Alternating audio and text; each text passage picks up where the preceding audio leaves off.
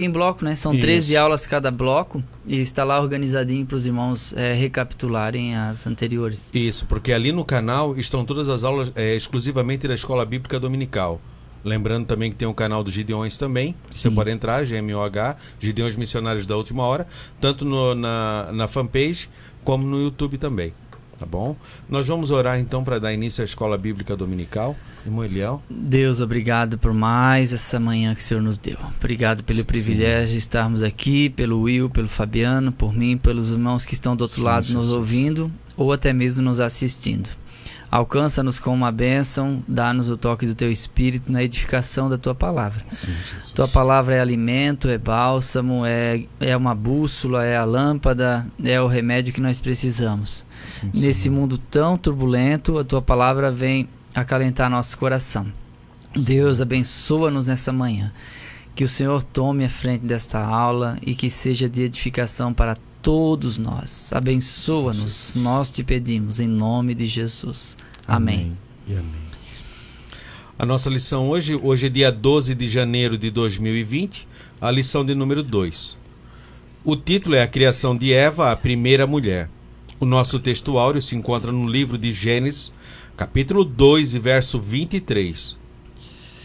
E diz assim: E disse Adão: Este é agora osso de meus ossos e carne da minha carne.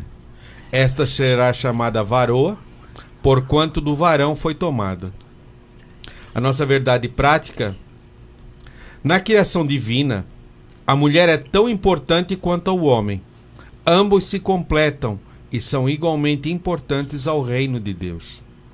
Na criação divina, a mulher é tão importante quanto ao homem. Não tem distinção, um é maior do que o outro, mas estão lado a lado com funções e desempenham funções diferentes. Mas como pertencentes à criação, não tem um superior ao outro. Ainda bem que existe Gênesis 1:27, né? Gênesis 1:27 vai dizer exatamente isso. A sua imagem e semelhança os criou. Isso. Macho e fêmea os criou. Para ninguém dizer que a mulher não é a imagem e semelhança de Deus.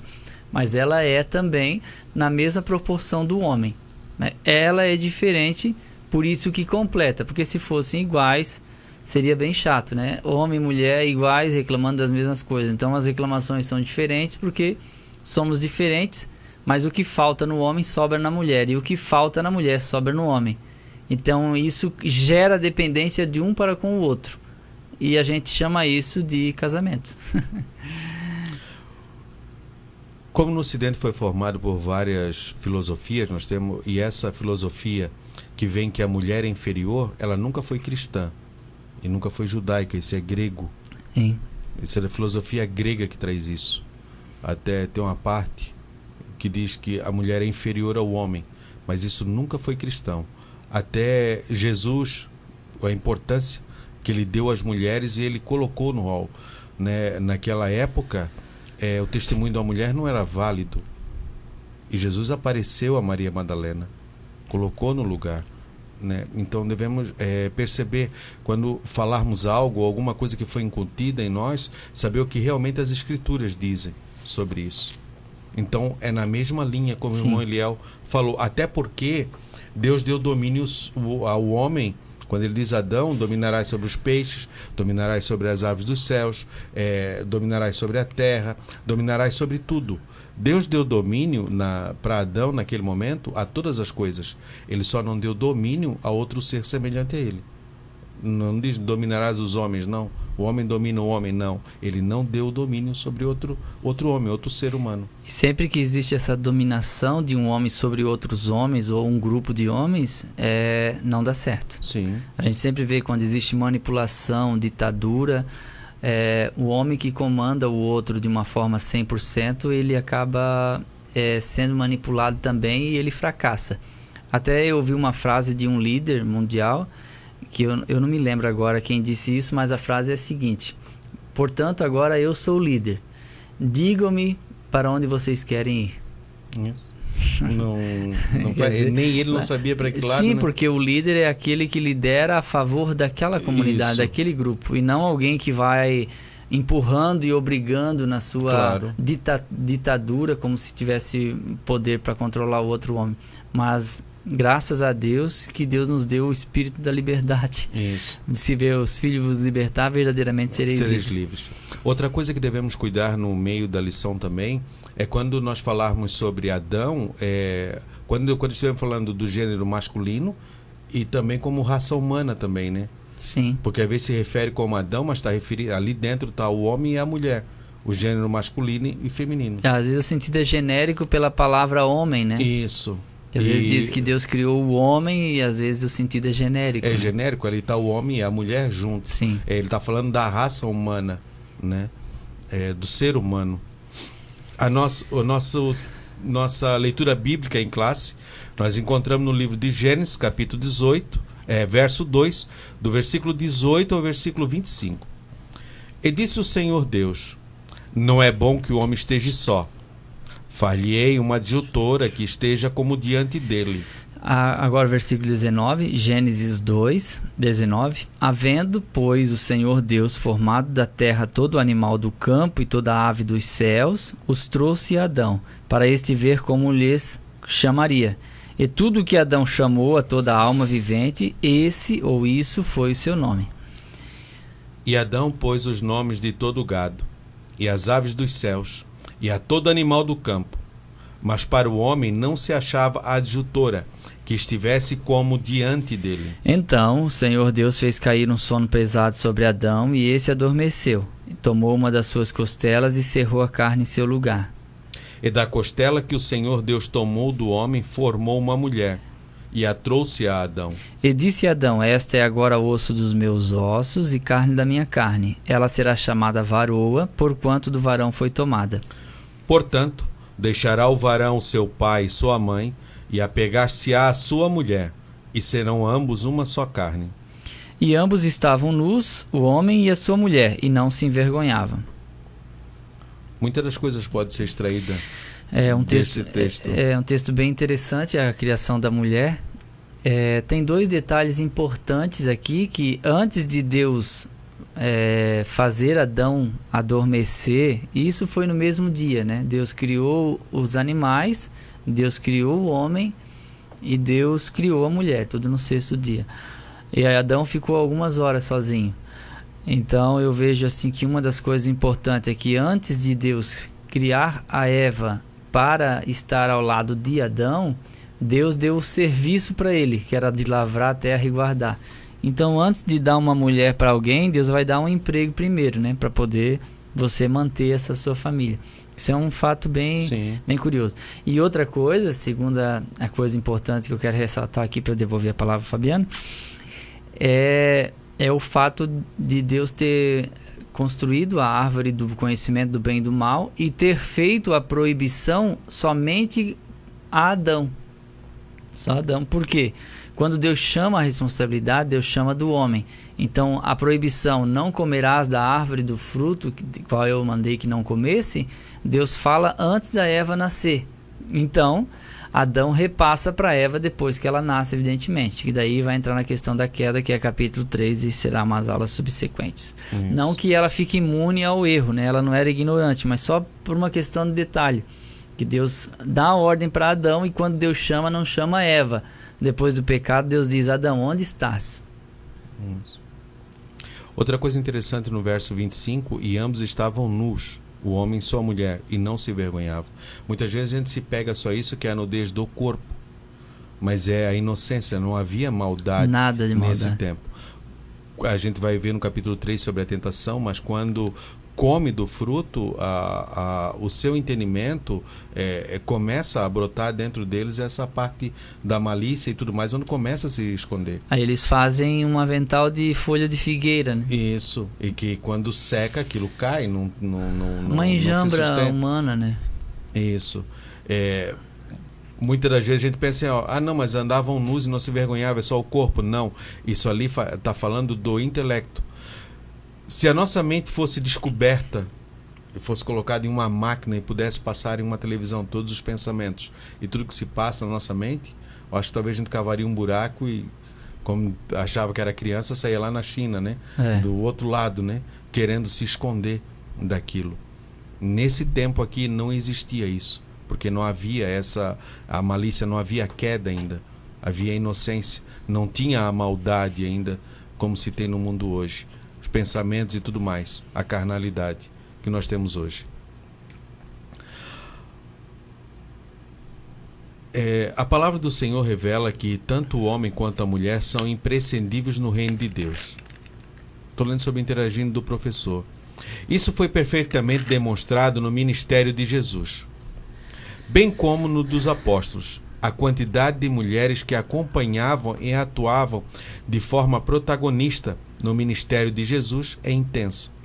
Sem Jesus, as mulheres não seriam emancipadas ao longo dos séculos, pois isso só foi possível por causa do enaltecimento de Cristo em relação a elas. É marcante a diferença das condições da mulher em países que foram influenciados pelo cristianismo e os que não foram. Nesse sentido, o ministério de Jesus foi revolucionário para a condição da mulher no mundo. Aí nós vimos a cultura hindu, nós vimos no Estado Islâmico, nós vimos a diferença, como a mulher é rebaixada. O papel dela no cristianismo, né? Isso, é bem elevado, superior. claro. O que devemos cuidar e levar em conta quando nós olhamos para a sociedade é quando há essa mistura de culturas e agimos daquela forma. Mas, biblicamente e pelo Evangelho, a mulher foi trazida de volta ao seu lugar na mesma estatura. Sim, o próprio texto de Paulo aos Gálatas 3 vai dizer que não há distinção entre macho e fêmea para Deus. Então, estão ambos no mesmo patamar. Isso. Em alguns países, a mulher ela é um objeto de propriedade do homem, que ele pode vender ou negociar e assim por diante. Eu tinha uma professora que deu aula de fonoaudiologia para mim na faculdade, e ela viveu durante alguns anos, né, em Marrocos, e ela disse que ofereceram 10 camelos por ela. Ela brincava na sala, que ela dizia assim: hoje vocês me veem e dizem que eu não valho nada, né? Mas eu já vali 10 camelos, né? Que ofereceram para o marido dela, de uma forma normal, assim, eu te dou 10 camelos pela sua mulher. E eles podem comprar e negociar as mulheres do jeito que eles quiserem. E isso é triste, porque a gente vê que a mulher não tem autonomia, né? E já no cristianismo ela tem voz e vez. E a mulher ela não foi criada para ser propriedade do homem, mas para auxiliá-lo. Então a mulher ela não é um objeto de tortura, e ela não é um objeto que pertence ao homem para manipulá-lo e que ela seja excluída de suas próprias vontades e desejos e sonhos e aspirações. A mulher ela é igual ao homem nesse aspecto, né? O que ela não pode é mandar no homem e querer se sobrepor, né? Assim como o homem não pode dominar a mulher como se ela tivesse que ficar debaixo dos pés dele. Aí a gente vai continuar na lição e os irmãos vão entender de uma forma mais clara. São papéis diferentes e se complementam, né? Não são papéis superiores e inferiores. Porque a gente acha que às vezes o fato da mulher ser submissa, ela está em posição inferior, e não é inferioridade. Se nós olharmos no contexto bíblico, é uma adjutora, é alguém que está ao lado e não abaixo. Então, ao lado não é abaixo. Isso. A nossa introdução, nesta lição mostraremos o lugar da mulher na criação divina e no âmbito familiar. Antes de tudo, declaramos que ela é um ser diferencial e complementar, uma bênção indispensável à criação divina. O Senhor, formando-a a partir da costela de Adão, designou-a para ser, em relação ao homem, uma companheira idônea e sábia. Aos olhos de Deus, Eva era tão importante quanto Adão. Embora iguais, cada qual tinha uma missão específica a cumprir. Todavia, foi ao homem que Deus confiou a chefia do lar e o governo da igreja. Mas, para que a missão do esposo e do pastor sejam bem-sucedida, a participação de uma mulher virtuosa e cheia do Espírito Santo é imprescritível. Então eu vejo aí que casamento não é um tiro no escuro. Se você atirar no escuro, vai pegar em quem você não quer. Então, para que haja um ministério frutífero, a esposa tem que ser frutífera também. Não tem como você dizer que não precisa da sua esposa para ser um pastor, para ser um missionário, para ser um pregador, para ser um professor. Você se casou, meu amigo, vai depender do outro para ser. Porque eu digo uma coisa: se o cônjuge não apoiar o que você pretende, você pode considerar o que eu estou dizendo. Dificilmente você vai chegar a algum lugar. A não ser que você abandone essa pessoa, né? Que não é correto também. Mas, ficando juntos com alguém que não te apoia, não te ajuda, não te patrocina, e está do seu lado, dorme na mesma cama, vive na mesma casa, é complicado demais. Quantas pessoas que a gente vê que poderiam ser brilhantes, né? E não são. Por conta do marido, por conta da esposa, que tira esse brilho porque tem inveja, porque tem ciúme, porque persegue, assim por diante. De outro lado também é verdadeiro. Sim. Quando a pessoa tira para te abençoar, estando casada ou casado com você, meu amigo, às vezes você não é nem muita coisa, né, aos seus próprios olhos, mas a pessoa que está do teu lado te estimula tanto, te incentiva tanto, que você se torna cada dia melhor. Então por isso que a Bíblia diz que uma mulher sábia edifica, e a tola não precisa da ajuda do diabo. A tola derruba a casa com as próprias mãos e a casa cai em cima dela, mata marido, mata os filhos e mata todos dentro de casa. Por isso que é importante escolher bem e ter a direção de Deus para casar. A gente não pode sair casando, como alguns, eu vou casar, se não der, é azar, a gente se separa. E não é assim, porque o casamento deixa muita marca. E essas marcas vão te atrapalhar na continuação de sua vida. Então é importante pensar bem e orar muito para casar certo. Isso. Nós vemos naquela cultura grega muitas vezes que você busca a sua cara metade, né? A minha metade, onde é que está a minha metade? E essa metade com a metade é um, porque isso é a matemática. Mas não é isso que a Bíblia diz. O homem se unirá à sua mulher, um homem inteiro se unirá à sua mulher que é inteira, e ambos formarão um só. Sim, se eles quiserem viver sozinhos, eles podem estar inteiro, né? Deus fez o homem inteiro. Isso. Agora, um homem com problemas emocionais, que ele não está inteiro, ou uma mulher com problemas emocionais, e querer encostar em outro homem para querer suprir essa falta, ela não vai conseguir. Não casa porque não funciona. Esse negócio que eu vou casar porque estou sofrendo, essa não deve ser a motivação correta para casar. Porque daí você vai fazer o outro sofrer. Claro. Sempre digo assim, Deus tem um presente que é um cônjuge para você. Só que para ele te dar, você tem que se tornar um presente. E presente é uma coisa boa. Então, se você está cheio de depressão, no sentido de traumas por causa do seu passado, de um casamento que não deu certo, e você querer curar isso com um casamento, não é uma maneira correta. Você tem que arrumar isso primeiro, pedir uma restauração, que é possível, não é? Com esses traumas, e daí sim casar-se. Porque senão, se você é um doente ciumento ou uma ciumenta, não casa, porque você vai desgraçar a vida do outro. Fica sozinho. Como diz um pastor, né, que demoniado tem que casar com demoniado, ciumento tem que casar com ciumento para provar o próprio veneno. Bom, mas eu não penso assim. O certo é não casar. Se você acha que é inseguro demais e não vai se controlar, não case. Agora, quando você se sentir no controle, confiável, aí sim. Você tem que estar bem para casar, é isso que eu quero dizer. Esse negócio que depois que casar passa, não funciona. De levar problema para resolver dentro do casamento também não. Então é melhor estar bem resolvido e daí casar. Isso. Adão estava bem resolvido, né? Ele só não, Deus viu que não era bom ele ficar sozinho, mas ele estava bem resolvido. Porque ele precisava de alguém para complementar. Para complementar, para se enxergar a si mesmo, né? Porque coisa boa é o companheirismo, né? A criação é um complemento. Isso. Deus vai criar o mar, depois os peixes. Deus cria os céus, depois as aves. Deus cria as árvores, né? E depois a sua semente, e assim por diante. Deus criou o homem e depois Deus construiu a Eva. Por quê? Um que vem depois vai complementar o anterior. Por isso que Deus formou primeiro o Adão e logo em seguida a Eva para completá-lo. A criação de Eva não foi um ato improvisado de Deus para contornar a solidão do homem. A mulher sempre esteve nos planos divinos. Sendo ela, pois, uma pessoa necessária, o Senhor decidiu racionalmente criá-la a partir de Adão. A mulher já estava nos planos de Deus. Quando, no 6º dia da criação, Deus anunciou a criação do ser humano, tinha ele em mente tanto o homem quanto a mulher. Sem aquele, a humanidade seria impossível. Gênesis 1:26. Porque agora que Adão, raça humana, não era macho e fêmea, né? Era só um. Era só um. quando da costela de Adão ele forma Eva e traz, e aí nós temos... Como ele não era macho e fêmea. hermafrodita, Isso. ele precisaria de uma fêmea. Então, como os animais foram criados antes e Adão mesmo colocou os nomes, ele percebeu que eram impares.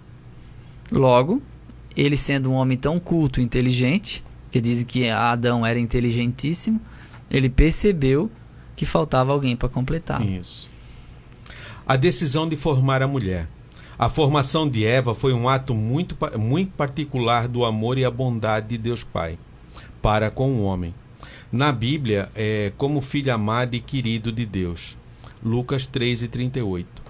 Ao completar a solidão e a tristeza do homem, declarou o Pai Celeste: não é bom que o homem esteja só. Far-lhe-ei uma adjutora para que esteja como diante dele. Far-lhe-ei uma adjutora que esteja como diante dele. Gênesis 2:18. A criação da espécie humana, homem e mulher. O verbo fazer é usado pela divindade, na primeira pessoa do plural. Façamos. Gênesis 1:26. Trata-se de uma decisão formalmente colegiada. Todavia, na formação de Eva, o Senhor usa o mesmo verbo, agora na primeira pessoa do singular, no tempo presente. Far-lhe-ei, realçando a iniciativa particular do Pai Celeste, sempre amoroso, solícito e atento às necessidades de seus filhos. Mateus 6:32. Aqui Deus decide por conta dele, não foi Adão que reclamou, não. Mas para nós é difícil entendermos, por exemplo, a tristeza de Adão ou a sua solidão. No ponto de vista humano, olhando de cá para lá, ele estava realmente numa solidão, porque no mundo inteiro só tinha ele de ser humano. Havia outros seres vivos, mas não eram humanos. E então a gente entende que esse sentimento é natural. Mas agora estamos falando de antes da queda. Então, se Adão poderia sentir essa tristeza ou a solidão, né, sendo o sentido de uma angústia profunda por estar só, eu não sei. Certo é que Deus disse: não é bom que o homem esteja só. Nesse caso ele está falando de Adão especificamente, que não é bom Adão ficar sozinho. E também no sentido genérico pode ter o sentido de que não é bom o homem estar só ou um ser humano se isolar. O que Deus está caracterizando é que o ser humano é um ser social, que ele precisa de companhia para estar bem. Uma pessoa que se isola muito na sua vida inteira e que prefere ficar só, é uma pessoa que está negando a sua própria natureza, que é social. A gente não vive fora da sociedade, do grupo. Quando a gente se isola demais, a gente sofre a depressão, a gente sofre a angústia, sofre uma série de coisas. E aqui Deus viu que Adão estava muito só e disse: eu vou colocar alguém para falar do teu lado. E disse que as mulheres falam milhares de palavras a mais que os homens, por dia, 5.000 palavras a mais. Aí alguém disse isso em um plenário, que a mulher falava muito mais. Aí uma mulher levantou e disse: mas claro, a gente tem que estar repetindo tudo para vocês. Aí teve um que disse assim: o que ela disse? Essa é uma realidade. Então, às vezes o homem sendo um pouco mais silencioso, a mulher é mais comunicativa. Por isso, quando a gente vê em estabelecimentos, lojas, principalmente de roupas, a maioria dos vendedores são mulheres, porque elas são mais comunicativas. Isso é uma característica da mulher. Então, a mulher, a estrutura óssea dela é mais frágil, ela tem o cérebro um pouco menor, mas em muitos aspectos ela é mais inteligente. Então, ela complementa em muitos sentidos. O que não pode acontecer é a mulher cumprir o papel do homem, porque ela não tem estrutura física para isso. E o homem não pode cumprir o papel feminino, porque nesse quesito ele vai se tornar uma pessoa muito detalhista, muito sistemática, aquela pessoa muito sensível, e o homem não é tão sensível. A mulher, quando ouve uma palavra de ofensa, demora a esquecer. O homem, quando ouve uma palavra de ofensa, entra no ouvido e sai no outro. Não é sempre, mas normalmente é assim, Mulher, você me magoou e tal. O homem, de que jeito, mulher, Já resmunga e já vai o barco para frente, Então o homem, ele guarda menos mágoa. Mulher é mais sensitiva, mulher é mais emotiva, o homem é mais racional. Por isso que quando uma mulher se converte, ela se converte mesmo. E ela acredita mesmo. E o homem, ele é mais desconfiado. Depois ele vai se tornar uma pessoa de fé, mas ele é um pouco mais demorado, né? Às vezes as mulheres costumam dizer que os homens não são crentes por causa disso, que a gente sempre quer colocar um motivo racional no meio da história. Mas é característica masculina. Homem é assim e mulher é assim. Ainda bem que somos diferentes, porque a gente se completa nesse aspecto. Isso, uma coisa interessante sobre as características que o irmão Eliel colocou, o homem tem uma visão periférica, mais ao longe, né? Ele consegue enxergar mais ao longe. E a mulher é mais de perto. Tanto é que aquilo que está debaixo do nariz dos homens, eles não conseguem enxergar. E a mulher diz, né? Olha, cuidado com essa coisa aí que você está errado. Não, está errado. Ele não consegue enxergar aquilo que está debaixo do nariz dele. Você não vê, homem, né? Mas aquilo que está ao longe, ele consegue enxergar. Por isso que essa completude, a característica de um e a característica de outro. Se botar nós fazermos 3, 4 coisas ao mesmo tempo, não sai nada. E a mulher consegue fazer várias coisas ao mesmo tempo, porque é a sua característica, né? E a acuidade auditiva também, a mulher ouve melhor. Por isso que se tiver só homens em uma sala assistindo a televisão, ela está numa altura, né? A mulher chega, a primeira coisa que ela pergunta: vocês estão surdos? Porque o ouvido dela é mais sensível. Lá em casa, por exemplo, eu durmo a noite toda. Quando amanhece, a minha esposa diz que passou o caminhão do lixo, ela diz que o cachorro latiu, ela fala que ouviu um barulho, que alguém estourou uma bombinha, e eu não ouvi nada. Porque ela tem uma audição melhor, a visão dela é melhor, ela distingue melhor cores, são milhões de cores a mais que ela consegue, milhares de cores a mais que ela consegue distinguir. O homem põe um sapato de uma cor, calça de outra, camisa de outra, na maioria das vezes, e sai. E a mulher olha e diz: ó, isso não combina com aquilo. Por isso que, em questão de moda, a mulher ela é muito mais profissional também. Por isso que é bom perguntar para a esposa se está tudo certo, se a gravata não está torta, se o cabelo está arrumado. Porque nós, homens, a gente passa a mão no cabelo, coloca a roupa e vai. E a mulher não, por isso que elas demoram mais para se arrumar. E a gente tem que ter paciência. Se você tem filhas e quer ir para a igreja cedo, começa a se arrumar já 4 horas da tarde. Porque vai demorar. Vai demorar. A mulher é uma pessoa necessária. Se por um lado a mulher proveio do homem, por outro, todo homem, exceto Adão, provém da mulher. 1 Coríntios 11:12. Portanto, há entre ambos os sexos harmonia e perfeita completude. O livro de Cantares é o mais perfeito exemplo da amizade entre os cônjuges. O que deve haver dentro do casamento, né? É o que está em Cantares de Salomão. Isso é para casado. Cantares de Salomão é um livro sensual. É namoro entre um homem apaixonado por uma mulher que também está apaixonada. Então, ali a descrição do capítulo 5, versículo 10, a mulher está descrevendo o homem da cabeça aos pés.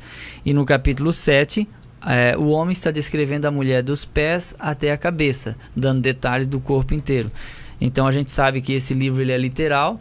A gente fala sempre que há uma simbologia entre Cristo e a igreja em Cantar de Salomão, mas originalmente Salomão escreveu que é uma vida de casamento, é namoro, é sexo. O texto de Cantares, ele é literal. Isso aí não há como questionar, justamente pelo próprio contexto do livro, a maneira poética que é colocada ali, os traços e os detalhes de um falando para o outro, é amor conjugal mesmo, tá? É amor conjugal. E é importante que a gente, casado, leia o Cantares, porque é muito edificante também. E o sexo faz parte do casamento.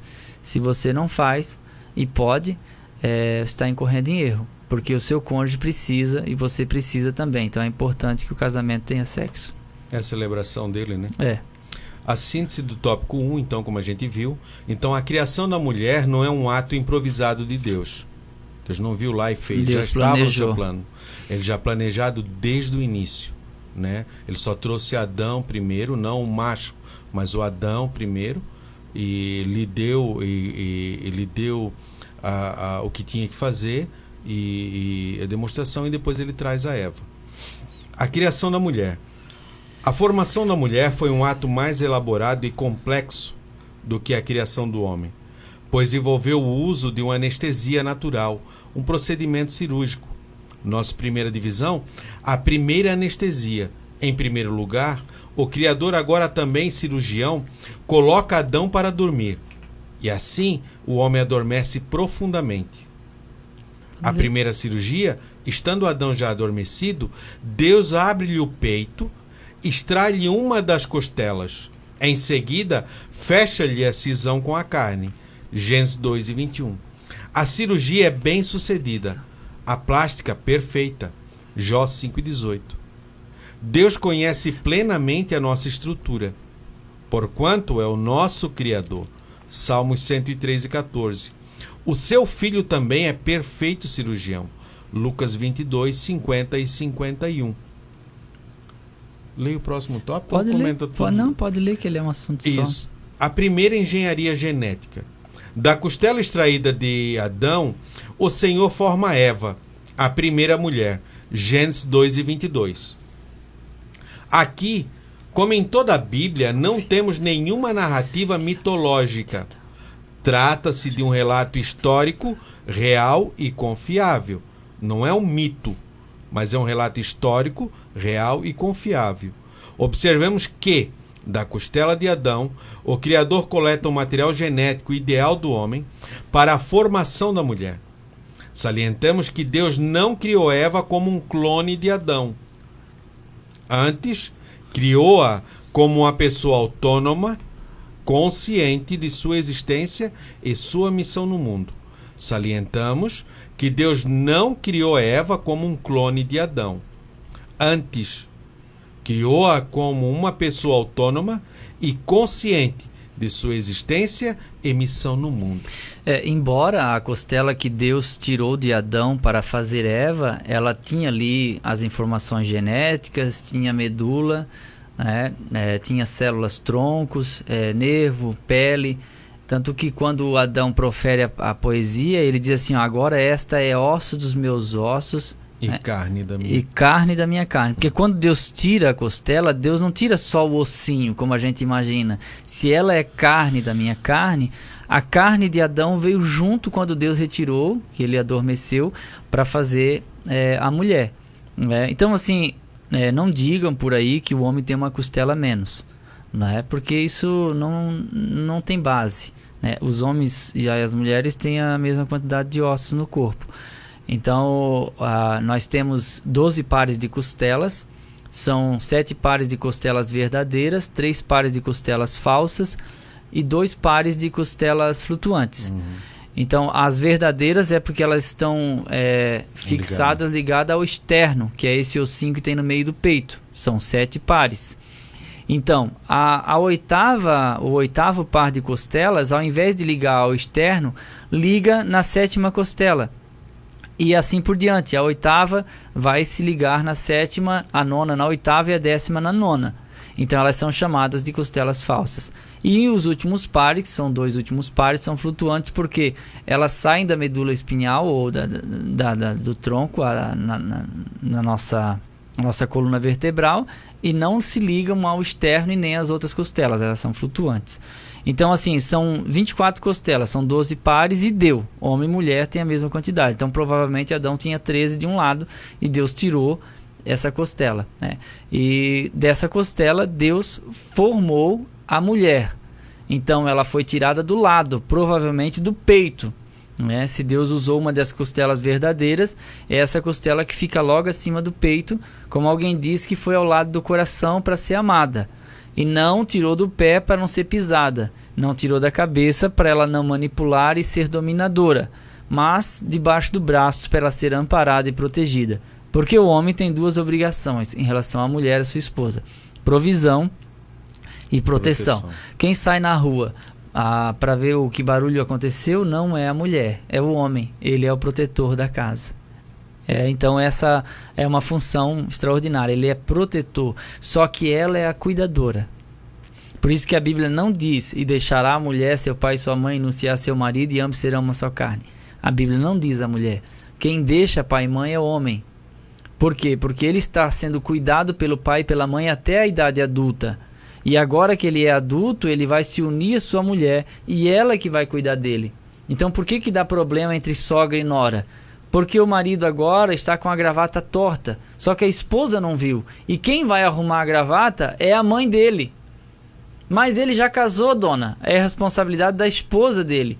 Ah, mas ele está todo bagunçado, o cabelo desarrumado. Deixa assim.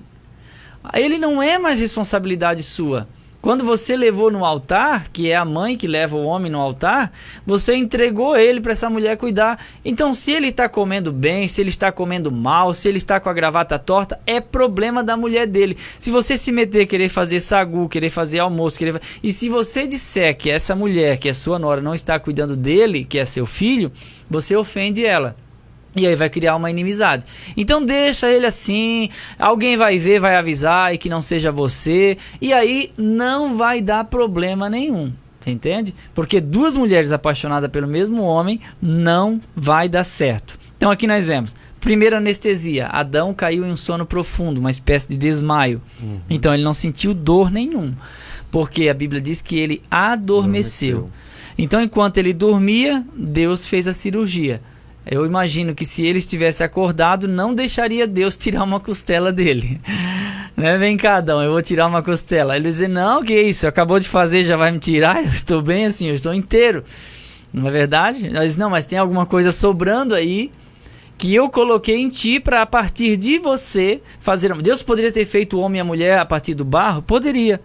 Mas Deus quis, a partir de Adão, Deus fazer uma mulher. Para que ele saiba que ela deve ser amada porque ela saiu dele. Assim como um amor de mãe que sabe que o filho saiu dela, agora a responsabilidade do homem modelo, que é Adão, de amar essa mulher porque ela saiu dele. Está entendendo?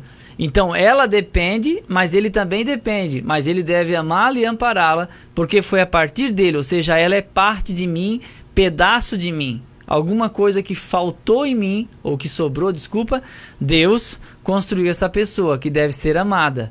Então, um homem que não ama a sua esposa, ele não está cumprindo a vontade de Deus, que diz que o marido deve amar a ponto de, se for preciso, morrer por ela, como Cristo morreu pela igreja. Então, às vezes as mulheres dizem assim, que isso? O homem não tem tanta responsabilidade, a responsabilidade é maior. Sim, porque amar a ponto de morrer, a Bíblia não cobra isso da mulher. Mas diz para o homem, você defende sua casa e sua causa. E quando for preciso, entre tantos, e disser assim, alguém tem que morrer da sua casa, o homem deve se oferecer e dizer assim, eu morro para que ninguém mais morra aqui. Sim. Essa é esse é o princípio bíblico, né, a respeito de proteção e provisão. Aí Deus faz a primeira cirurgia, abre o Adão, retira essa costela que tem células troncos, que tem sangue, que tem nervo, que tem músculo, que tem carne, que tem medula, né? E faz a primeira engenharia genética e não deixa cicatriz. A Bíblia diz que Deus fechou a carne no lugar. Então Deus não fez a mulher para causar dor, que ele adormeceu, mas a mulher veio para completá-lo. E se fosse perguntar para ele, não deixaria Deus abri-lo, mas como ele estava dormindo, quando ele acorda, aí quem está aí? A Eva. Aí ele fica poeta, porque ela deveria ser a coisa mais linda da criação. Ele nunca havia visto nada igual. Aí ele fica poeta, que é a primeira poesia bíblica. Essa agora é osso dos meus ossos e carne da minha carne. Ele ficou tão feliz que ele começou a compor essa poesia e proferir essa poesia para Eva. Então veja como o romantismo é uma coisa importante também no casamento. Se a sua esposa não gosta de ganhar flor, pergunte o que ela gosta de ganhar e dê, né? Porque a mulher gosta desses mimos. Homem também gosta de presentes, mas mulher gosta mais, principalmente bolsa, sapato e cinto. Como você falou ali, a mulher, o presente dado por Deus não trouxe sofrimento a Adão. Nada de sofrimento. A mulher não deveria causar Não sofrimento. deveria. O princípio da criação é esse, né? Às vezes a mulher faz aniversário, o que ela ganha? Pano de louça. Deus me livre, ganha só pano de louça. Né? Às vezes aniversário de esposa de pastor é pano de louça, só pano de louça. Quer dizer, trabalha um pouco mais, vassoura, rodo e assim por diante. Produto de limpeza, isso não é presente, né? Então a gente tem que planejar esse momento para que a vida 2 seja uma vida abençoada e verdadeira. Tem um dado, uma pesquisa também, que toda a raça humana descendeu de uma única mulher.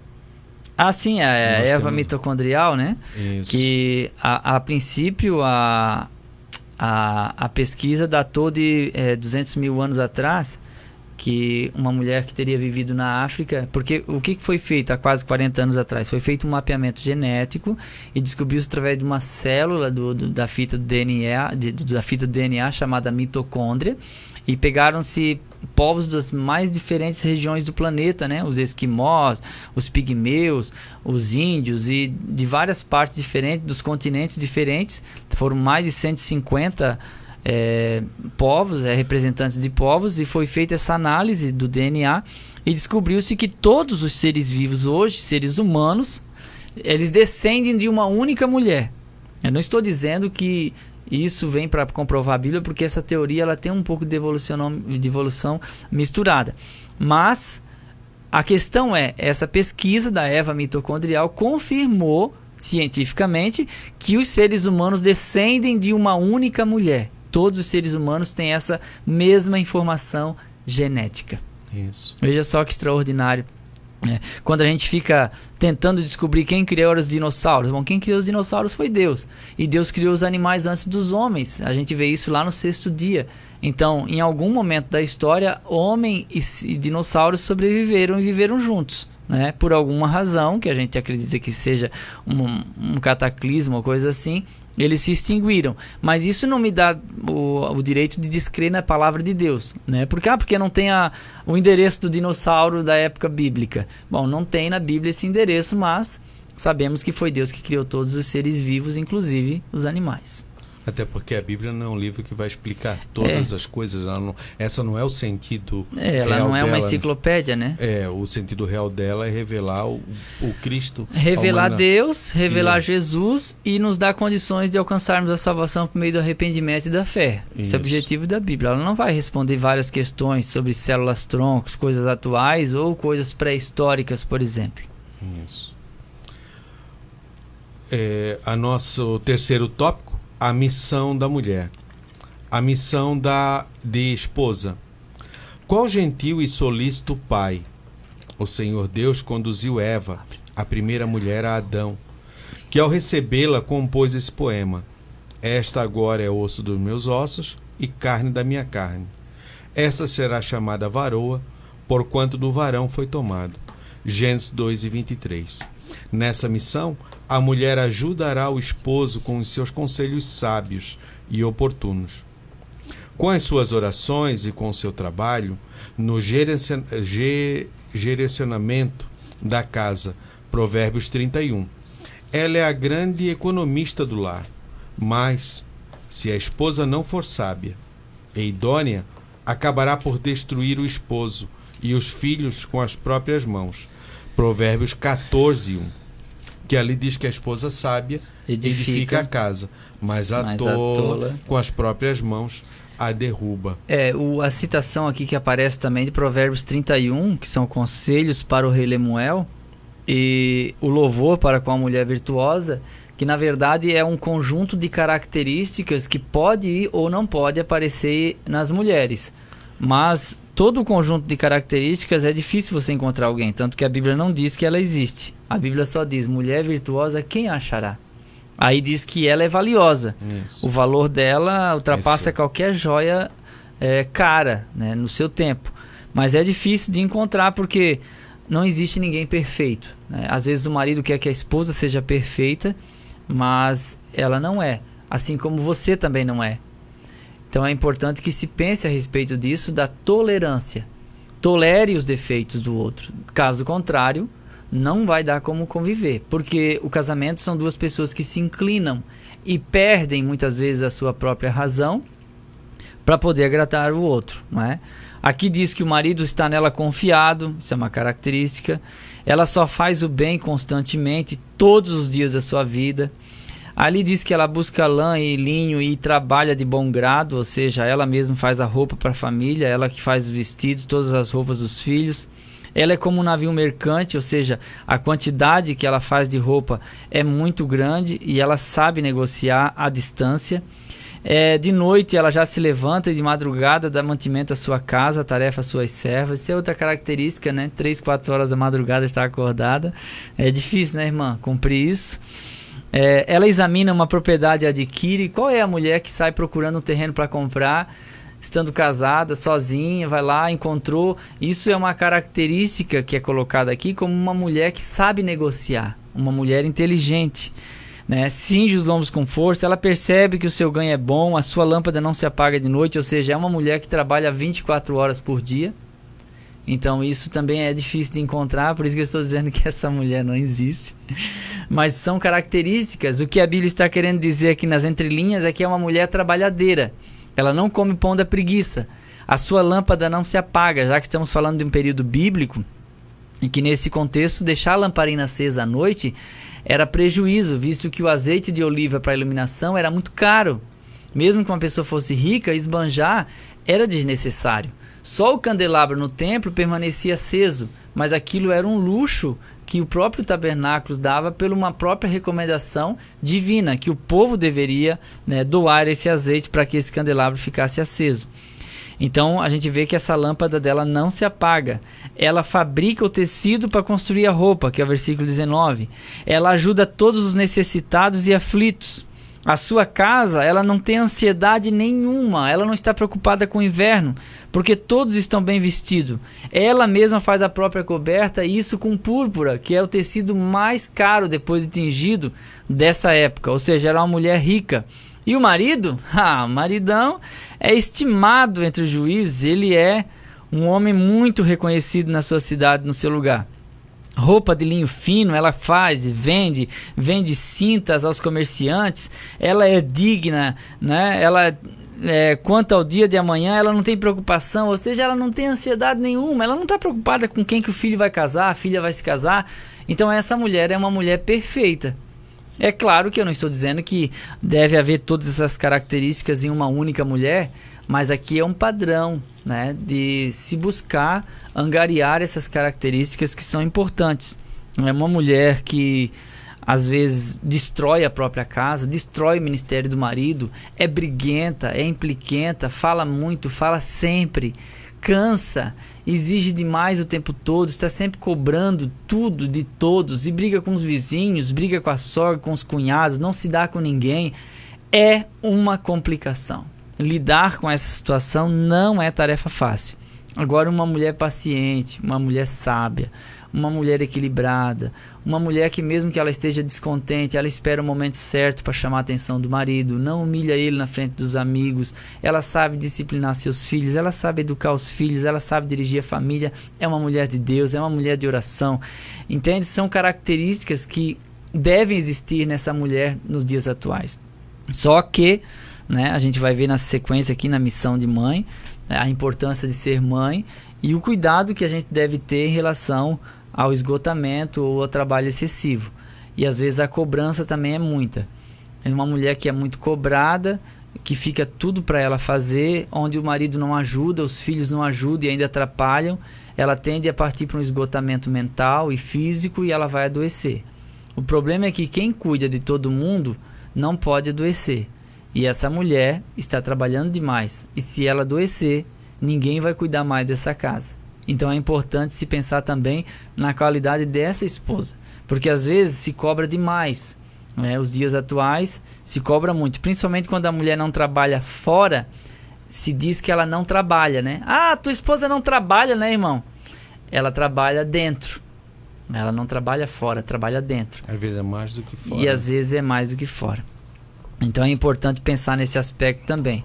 Uma mulher sábia edifica a sua casa, mas ela deve fazer isso de ânimo pronto, sendo reconhecida.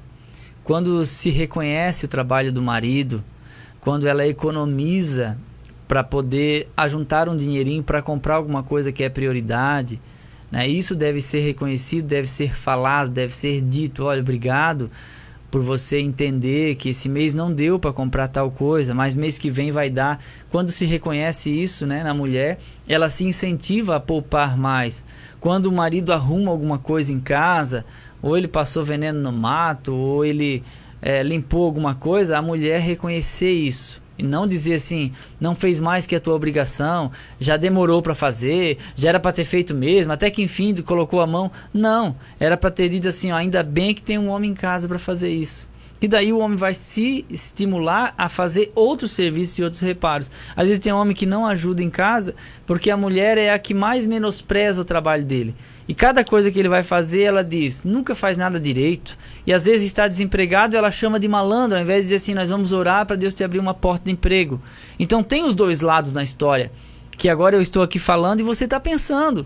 A sua mente vagueia, vai longe. Né? Por quê? Porque nós somos cheios de falhas e as pessoas próximas a nós também têm falhas. E às vezes a gente é intolerante com o outro.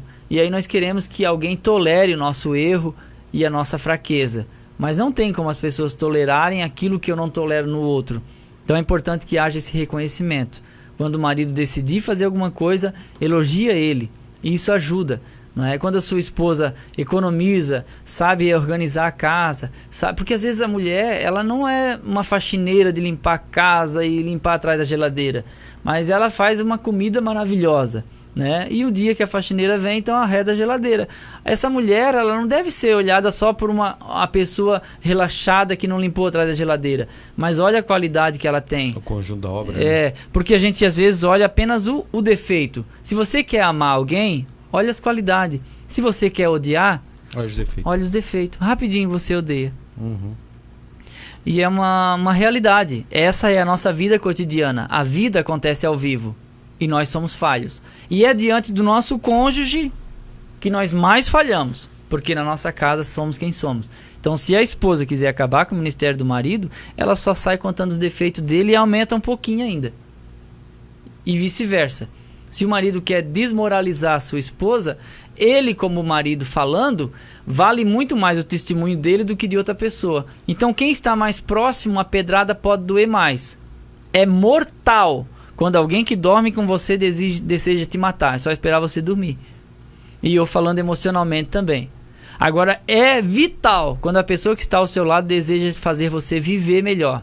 E ela te incentivar e fazer você se tornar uma pessoa mais agradável, mais educada, mais calma no trânsito, um melhor funcionário, um melhor pai, uma melhor mãe. Essa pessoa que se casou com você tem o poder de Deus nas mãos para fazer isso.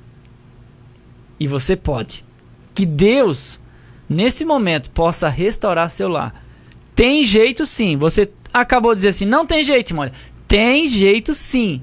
Porque Deus é o construtor da família e do casamento. E Ele pode restaurar seu lar agora. Agora Ele pode restaurar. Né? Pode tirar esses escombros que caíram sobre a cabeça dos dois e começar uma organização e você perder um pouco da sua razão, deixar um pouco o seu eu do lado e reconhecer que há valores e qualidades nessa pessoa com quem você se casou, ao invés de você ficar sempre defendendo o seu ponto de vista. Eu tô certa, irmão Eliel, porque se eu morrer, amanhã morre todo mundo, porque se eu não fizer, ninguém faz. Eu entendo, irmã, eu entendo, mas procura alguma coisa que alguém faz e reconheça isso e incentiva, e logo você vai ter alguém te ajudando, porque o casal que trabalha junto tem mais tempo para os dois. Casal que trabalha junto tem mais tempo para os dois. Aí você reclama que não tem tempo, mas você não ajuda. Aí chega meia-noite e quer fazer sexo. Não vai fazer, não vai ganhar não. Por quê? Porque não ajudou durante o dia e ela está cansada. Vai ser uma coisa cansativa, claro. Porque ali quando fala do 31, ele está falando de uma pessoa que é ativa e muitas das vezes algumas mulheres são passivas, deixam tudo a encargo da decisão do homem. Não deve ser assim. Deve ser uma decisão em conjunto, geralmente nas coisas. Principalmente na criação de filhos, isso. Geralmente na aquisição de alguns bens, não em tudo. Passei lá, vi alguma coisa, gostei, está em condições, tá, tem que ligar, pedir para a mulher. Não, isso aí não. Mas assim, que façam junto, que se conheçam, que se complementam, porque o casal inicia junto e termina junto. Os filhos vêm no meio do casamento e vão embora no meio do casamento. Sim. Né? No meio que eu digo é no tempo. Isso, durante o período. Tempo, porque eles vão casar e vão ter a família deles. E outra coisa interessante também, que muitas mulheres mimam demais os seus filhos, porque a Bíblia trata ela como a administradora do lar, por isso a rainha do lar. Sim. Né? E sobrecarga em função dos outros. E sobrecarregando vai trazer problemas em outras áreas da sua vida. Então, isso é que deve ser cuidado e analisado. Porque muitas das vezes nós começamos bem. Plantamos lá um pé de laranja e queremos colher laranja. Mas no meio do caminho a gente enxerta lá um limão lá no meio. Né? Faz um enxerto de limão e aí vai colher o fruto. Não, mas tá azedo. Não, tem um enxerto aí que precisa ser tirado. Porque às vezes a esposa, com a chegada dos filhos, ela esquece o marido. Definitivamente. E aí quando os filhos vão embora, ela lembra que tem marido. E quando ela volta, ele não sente mais nada por ela. Porque ela priorizava os filhos. O marido poderia ficar sem comer, poderia ficar desarrumado, desajeitado, mas os filhos não. E a vida vai passar. Começaram juntos, sozinhos. E vão terminar juntos, sozinhos, porque os filhos vão embora. Isso. Essa semana chegou uma senhora desesperada lá em casa, o casamento tinha terminado e tudo mais, não a conheço, e veio e contou uma história e começou a contar. Não, mas separamos por causa dos outros, por causa da fofoca dos outros e por causa... Isso não, a história não bate, senhora. Minha irmã, essa história não está batendo. Dificilmente o cara ia sair de casa, abandonar e não querer saber de mais nada, nem ouvir. Alguma coisa está errada. E aí fui conversando com ela e fui abrindo e fui conversando com ela. Eu sou muito ciumenta. Eu sou possessiva. Eu sou isso. E o que tem de pessoas eu assim? sou assim. Eu sou assim. Pois é, esse é o resultado agora. Agora você quer ele de volta. Só que você quer da maneira de posse. Está na hora de você olhar para dentro de si mesmo. Só que nós não conseguimos olhar para dentro de nós mesmos. A não ser que o Espírito Santo ilumine dentro de nós. É o caso da mulher da dracma perdida. Sim. Né? Ela liga a candeia, sim, acende a lamparina, só que ela tem que pegar a vassoura e começar a varrer. O Espírito Santo acende dentro de nós essa lamparina quando a gente pede isso, quando a gente se humilha e dizer, não, realmente há algo errado.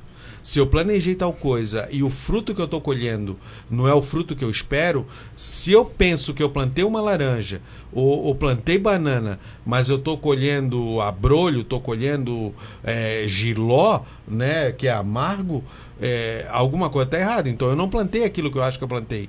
Então eu preciso rever as coisas. E aí a gente se recolhe e diz, Espírito Santo, como eu ajo? Mostra para mim quem eu sou. E aí pega um caderno e começa a anotar, eu agi dessa forma. Porque quando for pedir perdão para outra pessoa, ou para o seu cônjuge, ou para alguém, diga, eu quero lhe pedir perdão por isso aqui que eu fiz.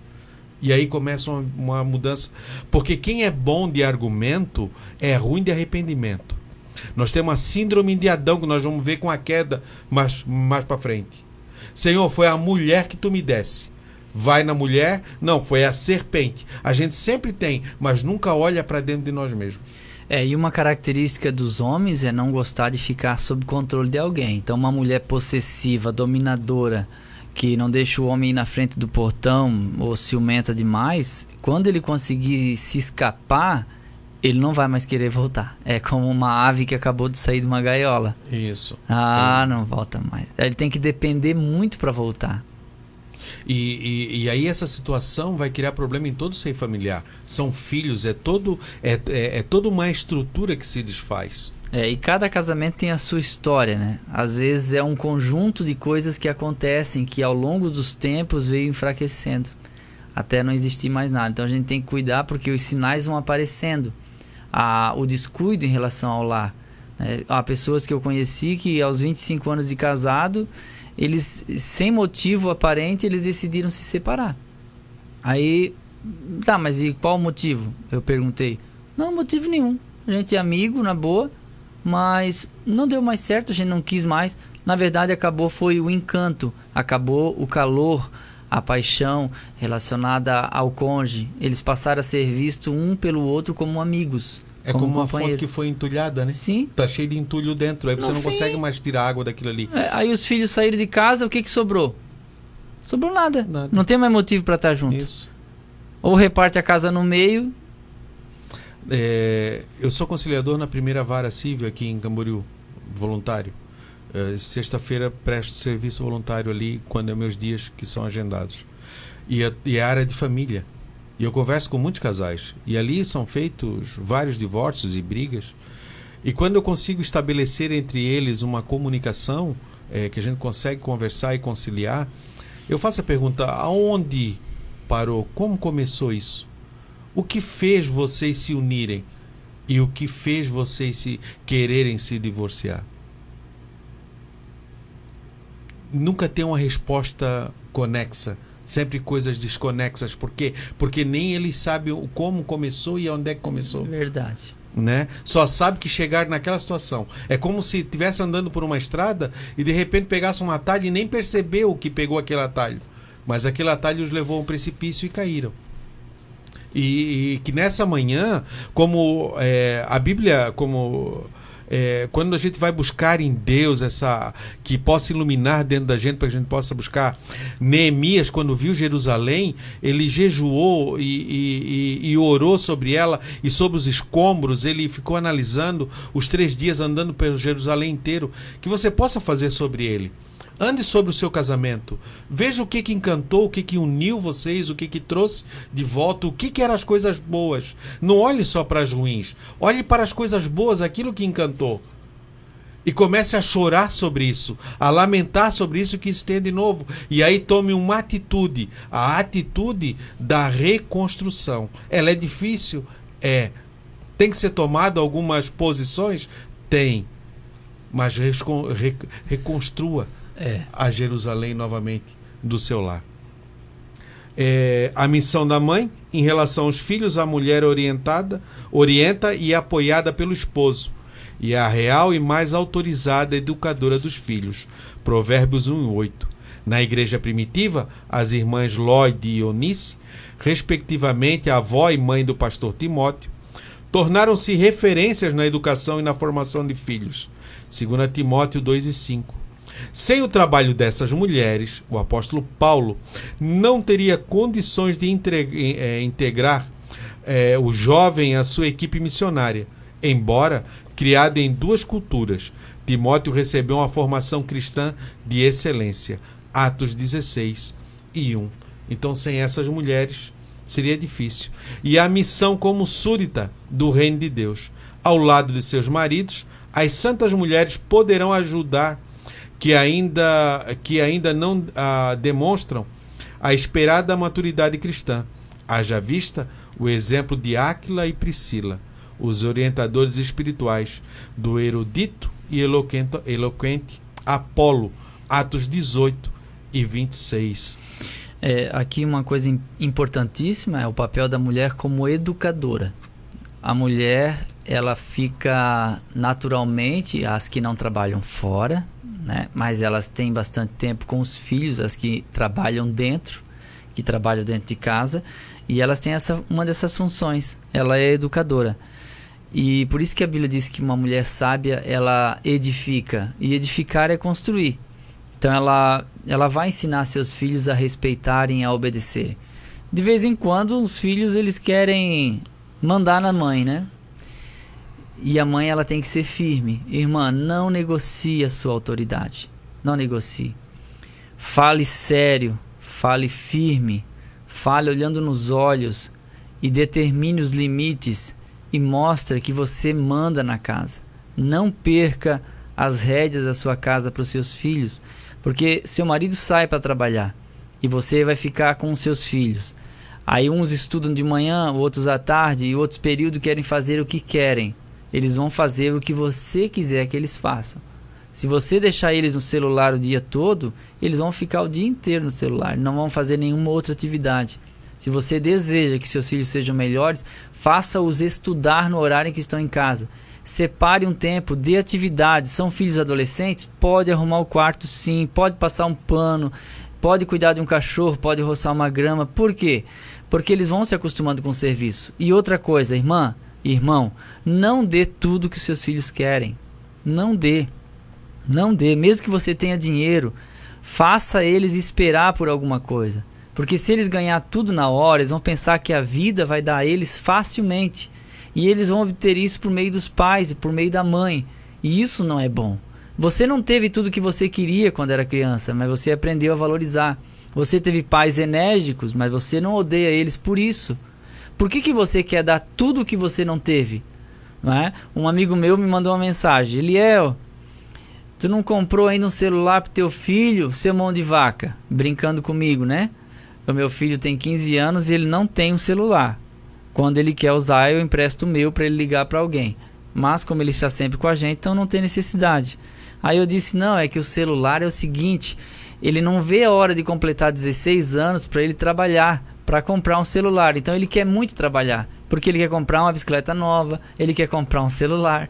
E se eu der o celular, eu der a bicicleta, ele não vai querer trabalhar. Você está entendendo? E nunca diga assim, ó, ah, meu filho, quando eu morrer, isso aqui vai ser tudo teu. Essa casa vai ser tua. Esse carro vai ser teu. Porque você está ensinando os seus filhos a serem interesseiros. Por quê? Porque vai chegar um momento que eles vão pensar assim, bem, se isso tudo vai ser meu um dia, por que não pode ser meu hoje? Ah, porque meu pai está vivo. Quando é que vocês vão morrer? Porque você morrendo, vai ser tudo meu. E aí eles ficam acomodados, sem querer construir a própria vida, esperando a herança. Por isso que briga-se tanto por causa de herança. Porque aí acostumaram os filhos durante a vida a pensar nesse respeito. Eu digo pro meu filho, ó, essa casa aqui é minha e da tua mãe. Esse carro é meu e da tua mãe, é nosso. Tá? Vocês estão usando, mas quando você trabalhar, você vai ter que ter a sua própria casa, seu próprio terreno. Claro que se eu puder eu vou ajudar, mas não vou fazer tudo por ele, para que eles entendam a responsabilidade e a necessidade. Ah, irmão Eliel, é ser muito duro.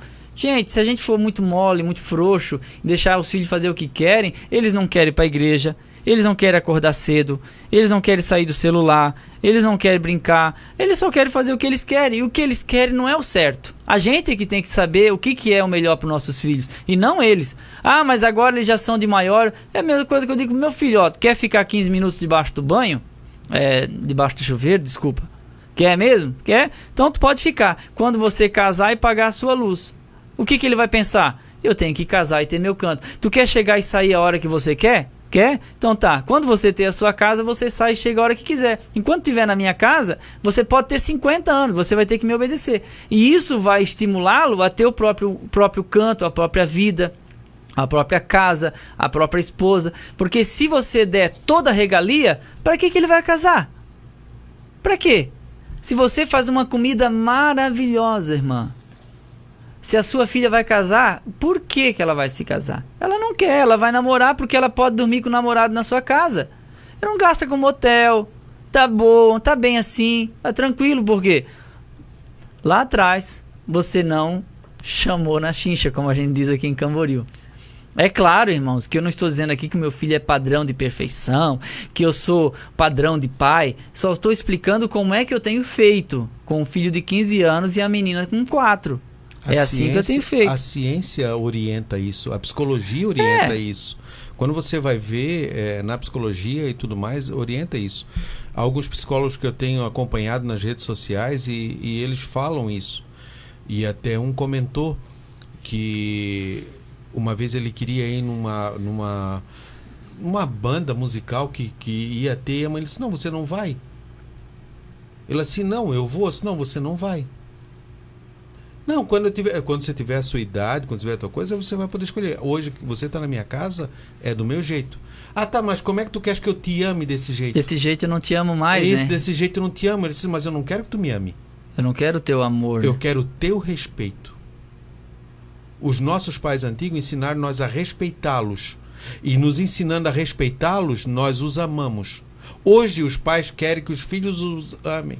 E não ensinam a respeitá-los. Os filhos hoje não o respeitam, não os honram e não os amam. Então, as coisas têm sido colocadas de forma errada. É porque o amor, ele só pode ser experimentado pelo indivíduo na idade adulta. Isso, porque é um sentimento muito complexo para você. A minha filha fala, pai, eu te amo, mas ela não sabe o que está envolto realmente nesse sentimento. Nesse sentimento. O meu filho, ele pode me amar, ele sente minha falta, ele sente saudade de mim. Mas quando eu digo não para ele, ele vai entender que eu não o amo. Mas eu estou pondo limites e quero que ele respeite a minha decisão.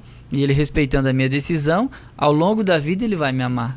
Tem muitos pais hoje que têm filhos lá de 20 e poucos anos. Esse rapaz não dá nada, esse rapaz não vê nada.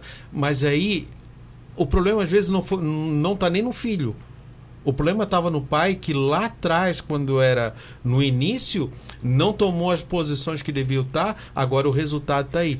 Então tudo isso nós temos que cuidar. Então O pai e a mãe saber o seu lugar, o marido, o Adão e a Eva. Sim. A mulher é a que nutre. Isso. Aqui É a doutrina, educadora. porque o Provérbios, capítulo 1 e 8, diz assim, ó, filho meu, ouve a instrução do teu pai e não deixes a doutrina da tua mãe. O ensino, né? O ensino da tua mãe, porque ela é que nutre, ela que vai dar o crescimento.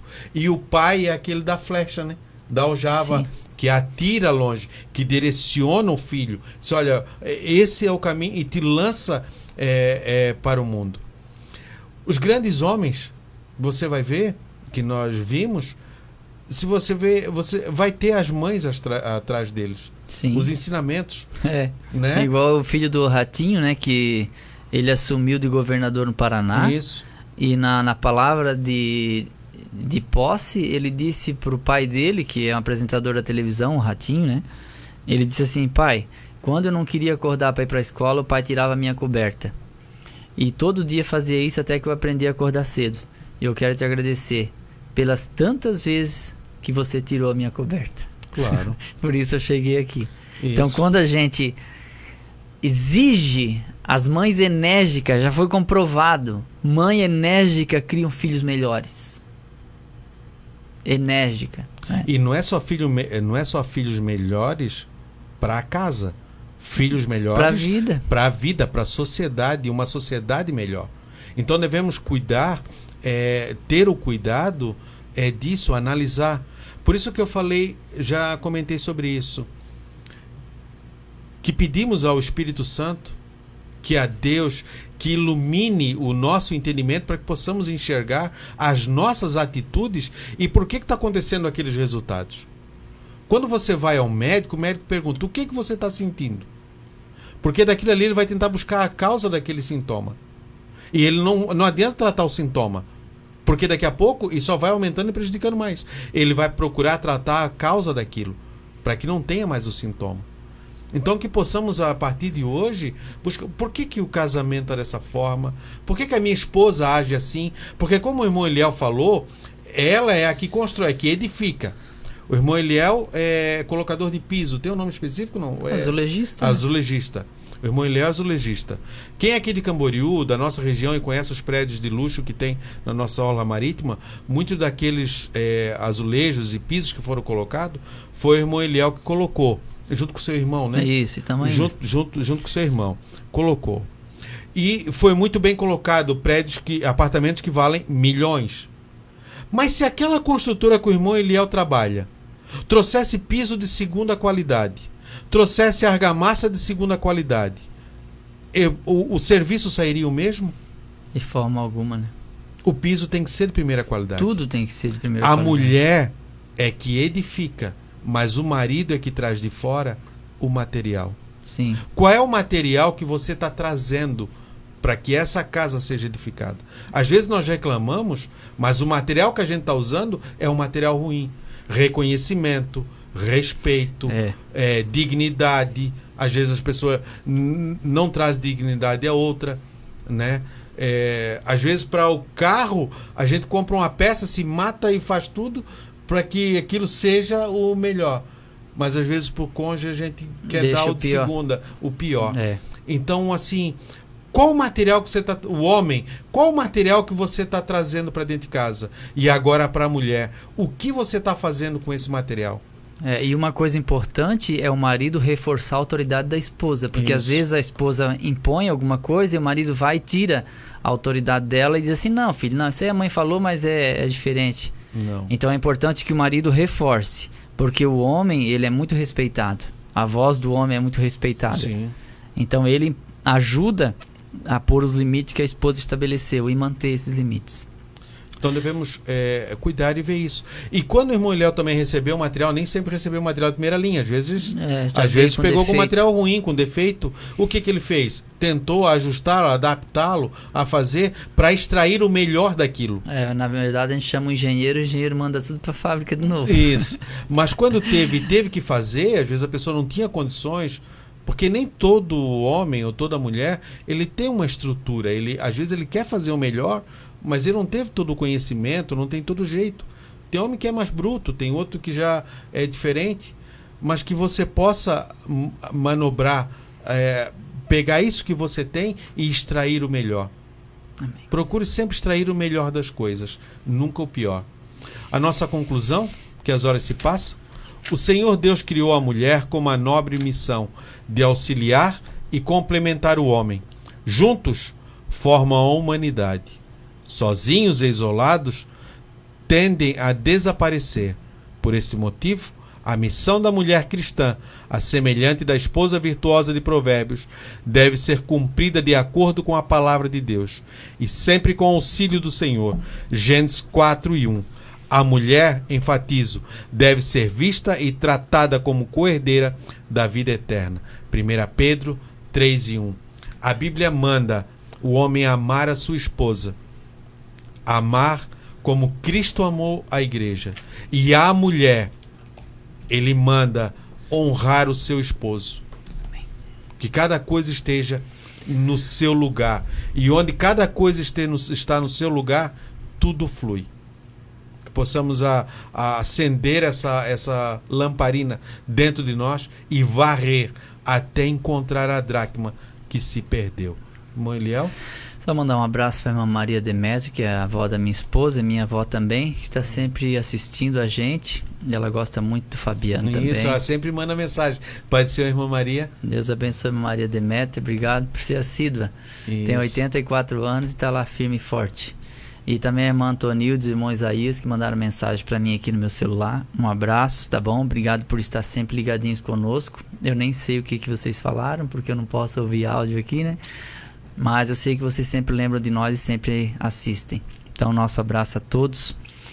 E se eu esqueci de alguém, depois me lembrem, irmãos, porque a minha cabeça às vezes me engana, né? A minha mente. Tá bom? Muito obrigado por todos os irmãos que estiveram conosco até esse momento. Se algum ponto você queira recapitular ou ver, como a gente já falou no início, o canal do YouTube do irmão Eliel Uller, com 2 L, né? Uhum. Uller, com 2 L, não tem H, tá? Uller no YouTube e também na fanpage no Facebook, no canal dos Gideões Missionários da Última Hora ou da rádio Voz Missionária, estará ali. Amém. Mais alguém mandou? Só o Igor lá, que trabalha comigo na empresa lá na Embraed, um abraço, Deus abençoe, ele está ligadinho conosco acompanhando a escola dominical. Tem bastante irmãos lá de vários lugares que acompanham a escola bíblica e trabalham conosco, e o Igor é um deles. Um abração, Igor, Deus abençoe. Deus abençoe a todos até os segunda. Irmãos. Nós vamos orar então para encerrar a nossa escola bíblica. Deus, obrigado por esse momento de palavra, de edificação, sim, que possa ter encontrado corações receptivos.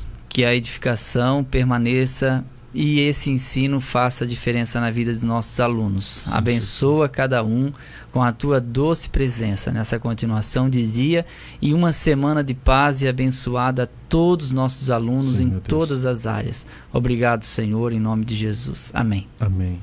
Vinde